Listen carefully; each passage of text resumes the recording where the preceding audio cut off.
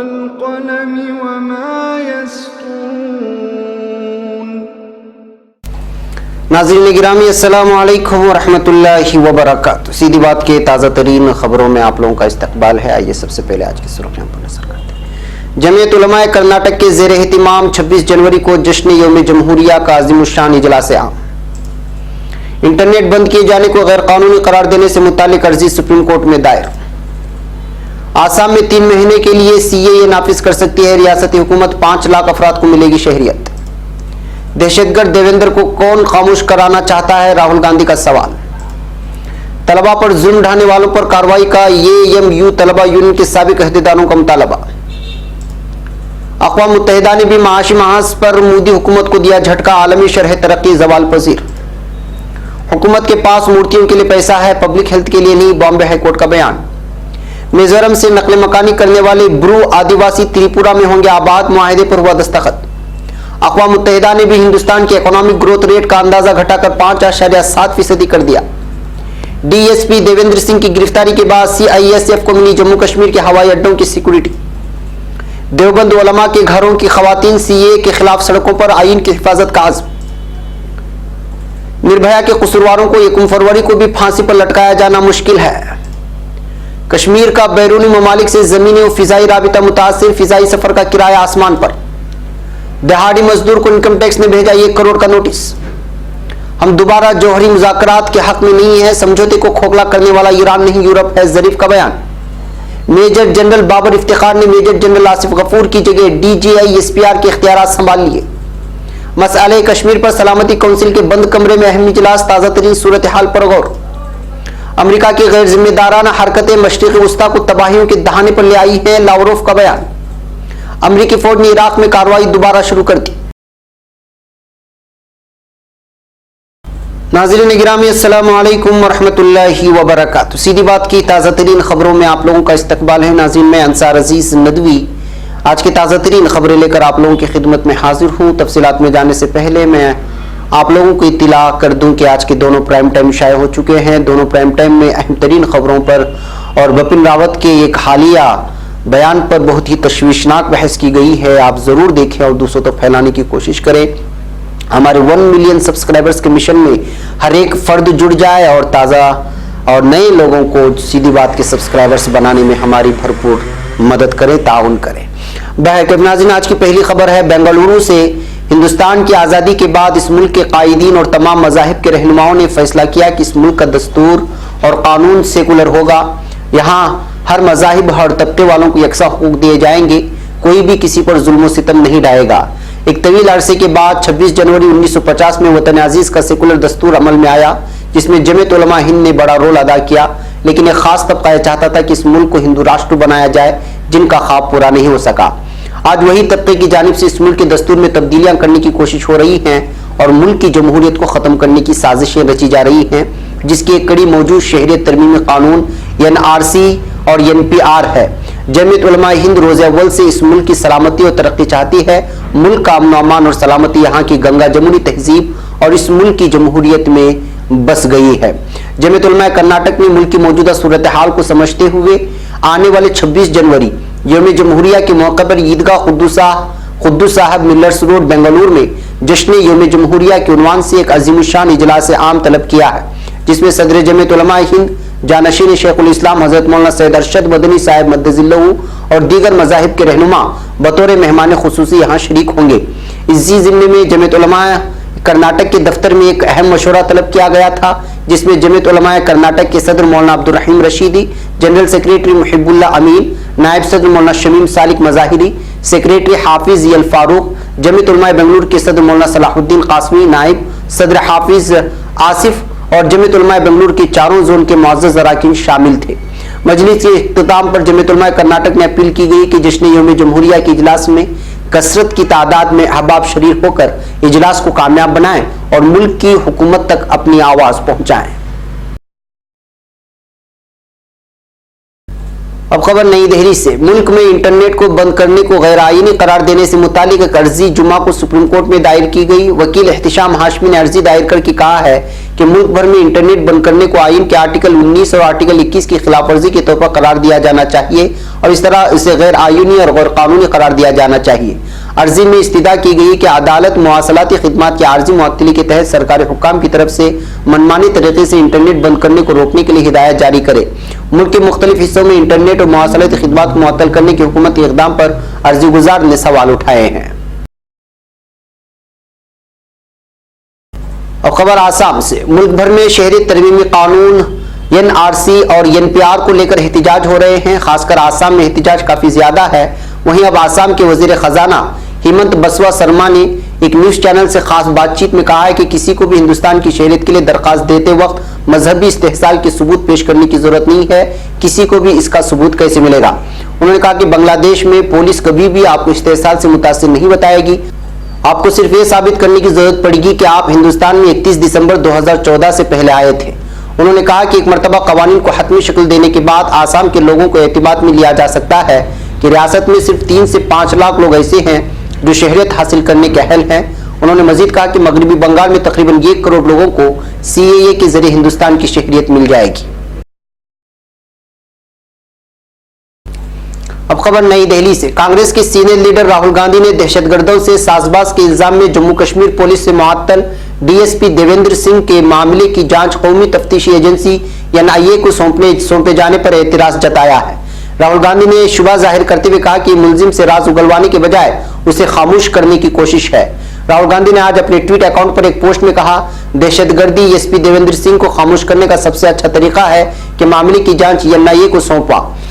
NIA के सरबराह एक दीगर मोदी मोदी हैं जिन्होंने गुजरात फसाद और हरियन पांड्या कत्ल मामलों की जांच की थी। YK की निगरानी में मामला जैसे खत्म हो जाएगा। आगे उन्होंने हैशटैग किया है, दहशतगर्द देवेंद्र को कौन खामोश करना चाहता है। अब खबर अलीगढ़ से, अलीगढ़ मुस्लिम यूनिवर्सिटी, जामिया मिल्लिया इस्लामिया और JNU के तलबा पर जुल्म ढाने वाले पुलिस एहलकार को और ABVP के गुंडों के खिलाफ कार्रवाई का मुतालबा करते हुए मुस्लिम यूनिवर्सिटी तलबा यूनियन के साबिक अहदेदारान ने इन यूनिवर्सिटियों में जुल्म और बर्बरियत के लिए हुकूमत और पुलिस को जिम्मेदार करार दिया है। मुस्लिम यूनिवर्सिटी तलबा यूनियन के साबिक सदर और Indira Gandhi national open university के साबिक pro vice chancellor professor doctor Bashir Ahmad Khan और साबिक मेंबर पार्लियामेंट व साबिक सदर मुस्लिम यूनिवर्सिटी तलबा यूनियन मोहम्मद अदीब ने जुमेरात को दिल्ली के कॉन्स्टिट्यूशन क्लब में मुनाकिदा एक प्रेस कॉन्फ्रेंस के दौरान कहा कि हुकूमत तलबा के जमहूरी हुकूक को ताकत के जोर पर कुचलना चाहती है। उन्होंने कहा कि ये मजालिम वही हुए हैं जहां भारतीय जनता पार्टी की हुकूमत है। खबर नई दिल्ली से, मुल्क में घटती तलब और बढ़ती महंगाई के दरमियान अक़वाम मुत्तहिदा ने माशी महाज पर मोदी हुकूमत को जबरदस्त झटका दिया है। इसने हिंदुस्तान की GDP शरह के अंदाजे को घटा दिया है। अक़वाम मुत्तहिदा का कहना है कि हिंदुस्तान की माशी शरह तरक्की रवा माली साल में 5.7% तक रह सकती है। यह आलमी इदारे के कबल के अंदाजे से कम है। गुज़िश्ता साल अक़वाम मुत्तहिदा ने माली साल 2019 और 20 में GDP 7.6% रहने का अंदाजा जाहिर किया था। अक़वाम मुत्तहिदा की एक रिपोर्ट में बात भी जाहिर किया गया है कि साल 2019 में आलमी मईशत की रफ्तार गुज़िश्ता एक दहाई की निचली सतह पर रही। अक़वाम मुत्तहिदा ने आलमी इक़्तिसादी हालात और इम्कानात 2020 पर अपनी रिपोर्ट में बताया कि लंबे तिजारती तनाज़े की वजह से 2019 में आलमी मईशत में 2.3% से इजाफा हुआ है। अब खबर मुंबई से, मुंबई हाईकोर्ट ने मुंबई वाक़ औरतों और बच्चों के वाडिया अस्पताल को माली मदद देने से हाथ खींचने पर जुमेरात को महाराष्ट्र हुकूमत को फटकार लगाते हुए कहा है कि उसके पास मूर्तियों के लिए पैसा है लेकिन पब्लिक हेल्थ के लिए नहीं है। जस्टिस SC धर्माधिकारी और जस्टिस RI छागला की अदालत ने तबसरा एक PIL की सुनवाई के दौरान गुज़िश्ता जुमेरात को की, जिसमें BMC और रियासती हुकूमत को बेतरतीब जेरबाई वाडिया हॉस्पिटल और फॉर चिल्ड्रन और नोरोसजी वाडिया मैटरनिटी हॉस्पिटल को माली मदद जारी करने की हिदायत देने की मांग की गई थी। ये PIL गैर सरकारी तंजीम एसोसिएशन फॉर एंडिंग जस्टिस की तरफ से दाखिल की गई है। अब खबर मिजोरम से नकले मकानी करने वाले 30,000 से ज्यादा ब्रू आदिवासी त्रिपुरा में मुस्तकिल तौर पर आबाद होंगे। इसको लेकर जुमेरात को एक सहफरीकी मुआहदे पर दस्तखत हुआ है। ये मुहाजिर ब्रू आदिवासी 1997 से त्रिपुरा के अलग अलग हिस्सों में पनाहगुज़ीनों के तौर पर रह रहे थे। इंडियन एक्सप्रेस की रिपोर्ट के मुताबिक इस कार्रवाई के लिए हुकूमत ने 600 करोड़ रुपए के पैकेज का भी ऐलान किया है। मरकजी वजीर दाखिला अमित शाह की मौजूदगी में गुज़िश्ता 16 जनवरी को नई दिल्ली वाक़ नॉर्थ ब्लॉक में ब्रू कम्युनिटी मरकजी हुकूमत और मिजोरम हुकूमत के नुमाइंदों ने मुआहदे पर दस्तखत किए। इनमें त्रिपुरा के वज़ीर आला बपलब कुमार दीप, मिजोरम के वजीर आला पी जोराम थांगा और मिजोरम ब्रोडस प्लेस्ड पीपल्स फोरम के रहनुमा शामिल हैं। शाह ने कहा कि मुआहदे के तहत 30,000 से ज्यादा ब्रू आदिवासी मुस्तकिल तौर पर त्रिपुरा में रहेंगे। अब खबर जम्मू कश्मीर से। जम्मू कश्मीर के डीएसपी देवेंद्र सिंह के दहशतगर्दों के साथ गिरफ्तार होने के बाद जम्मू कश्मीर सरकार ने जम्मू और श्रीनगर हवाई अड्डों की security central industrial security force CISF के हवाले करने का हुक्म दिया है। जम्मू कश्मीर की तरफ से डीएसपी को भेजे गए हुक्म में कहा गया है कि दोनों हवाई अड्डों की सिक्योरिटी 31 जनवरी तक CISF को सौंप दी जाए। यह हुक्म बुध को जारी किया गया है। अब खबर देवबंद से। CAA, NRC और NPR के खिलाफ जारी मुल्की एहतजाज के दरमियान दारुल उलूम के शहर देवबंद की सरजमीन पर भी खवातीन ने महाज निकाला और संभाला है और हजारों की तादाद में बुरका नशीनों ने हुकूमत के खिलाफ सदा एहतजाज बुलंद की। देवबंद में मुजाहरा मंगल के रोज किया गया, जिसके दौरान खवातीन के हिंदुस्तान जिंदाबाद के नारों से इलाका गूंज उठा। खवातीन के इस मुजाहरे में बड़ी तादाद में लोग शामिल थे और मुतादिद खवातीन ने अपने नौजायदों को गोद में ले रखा था।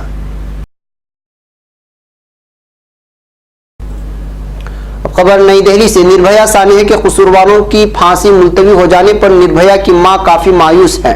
उन्होंने कहा कि मुझे इंसाफ चाहिए, मुझे नहीं मालूम अदालत कैसे देगा। उन्होंने कहा कि जो कसूरवार चाहते हैं वही हो रहा है, तारीख पर तारीख दी जा रही है। हमारा निजाम ऐसा है कि जहां कसूरवारों की सुनी जाती है। ख्याल रहे कि निर्भया आबरूरेजी मामले में चारों कसूरवारों के खिलाफ जुमा को नया डेथ वारंट जारी किया गया। चारों को 1 फरवरी की सुबह 6 बजे तिहाड़ जेल में फांसी दे दी जाएगी। पटियाला हाउस की अदालत ने निर्भया मामले पर समाअत करते हुए नया डेथ वारंट जारी किया है। इसके मुताबिक चारों कसूरवारों को 1 फरवरी की सुबह 6 बजे फांसी दी जाएगी।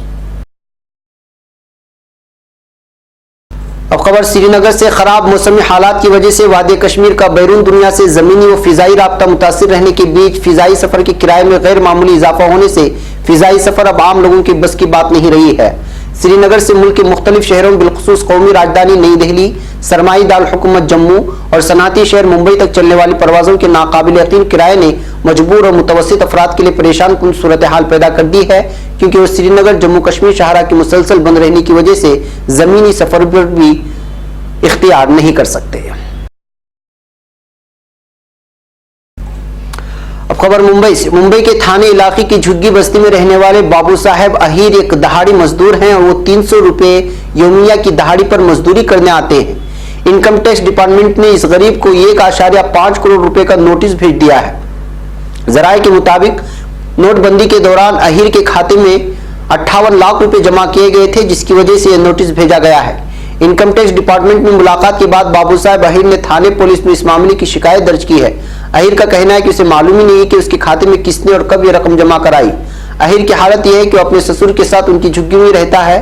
बाबू साहब अहीर ने बताया कि सितंबर 2016 में उसको पहला नोटिस मिला था, जिसके जरिए उसे पहली मर्तबा पता चला कि एक प्राइवेट बैंक में उनके नाम से खुलवाए गए बैंक अकाउंट में नोटबंदी के दौरान 58 लाख रुपए जमा कराए गए थे।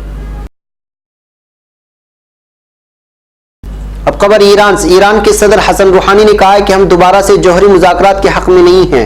जरीफ ने ट्विटर पेज से जारी करदा बयान में कहा है कि हमने जौहरी समझौता अमेरिका के साबिक सदर बराक ओबामा के साथ नहीं किया था और अब हम डोनाल्ड ट्रंप के साथ भी समझौते की फिक्र में नहीं है। उन्होंने कहा कि ट्रंप के साथ समझौता करने की सूरत में इस बात की कोई जमानत नहीं होगी कि हम उनके बाद के सदारती उम्मीदवारों में से जो बाइडन, एलिजाबेथ वार्न या फिर बर्नी सैंडर्स के साथ किसी नए समझौते की जरूरत महसूस नहीं करेंगे। जरीफ ने यह भी कहा है कि ईरान डिप्लोमेसी पर यकीन रखता है, लेकिन जौहरी समझौते पर दोबारा मुज़ाकरात से इनकारी है। अब खबर मसले पाकिस्तान पर। पाकिस्तान और भारत के दरमियान 70 साल से जायद देरीना मसले कश्मीर पर सलामती कौंसिल का अहम इजलास मुनक़िद हुआ, जिसमें कश्मीर की सूरत हाल पर गौर किया गया है। इजलास का इनेकाद अक़वाम मुत्तहिदा के तहत डिपार्टमेंट ऑफ पीस ऑपरेशंस और political and peace building affairs की जानिब से किया गया है, जिसमें 15 ममालिक के नुमाइंदों ने शिरकत की। वाज़ेह है कि गुज़िश्ता बरस अगस्त 2019 के बाद मसले कश्मीर पर सलामती कौंसिल का मुनक़िद होने वाला यह तीसरा अहम इजलास है, जिसके लिए पाकिस्तान ने अपने दोस्त मुल्क चीन के साथ मुसलसल कोशिशें की और यह इजलास अमल में आया। अब खबर रूस से। रूस के वज़ीर ख़ारिजा सरगई लावरोफ ने कहा है कि अमेरिका की गैर जिम्मेदाराना कार्रवाइयों ने मशरिक़ वस्ता में तबाहियों की राह हमवार की है। मॉस्को में नेशनल डिप्लोमेसी इंस्टीट्यूट के शोबे ताशकंद में किए गए खिताब में लावरोफ ने मशरिक़ी वस्ता में अमरीकी इक़दामात का जायजा लिया है। उन्होंने कहा कि इराक और लीबिया जैसे ममालिक और अमरीकी इक़दामात की वजह से तकसीम हो गए हैं। अमरीका और उसके इत्तेहादियों के गैर जिम्मेदाराना इक़दामात की वजह से मशरिक़ी वस्ता तबाहियों की तरफ जा रहा है।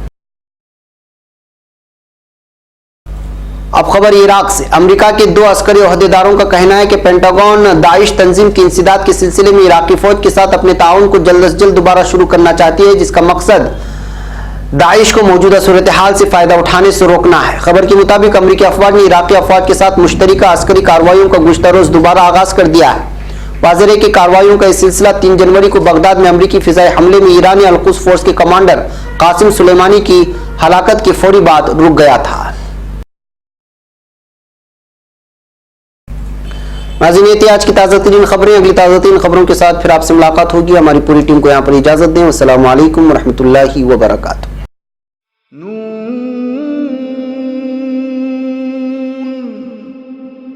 वल क़लम वमा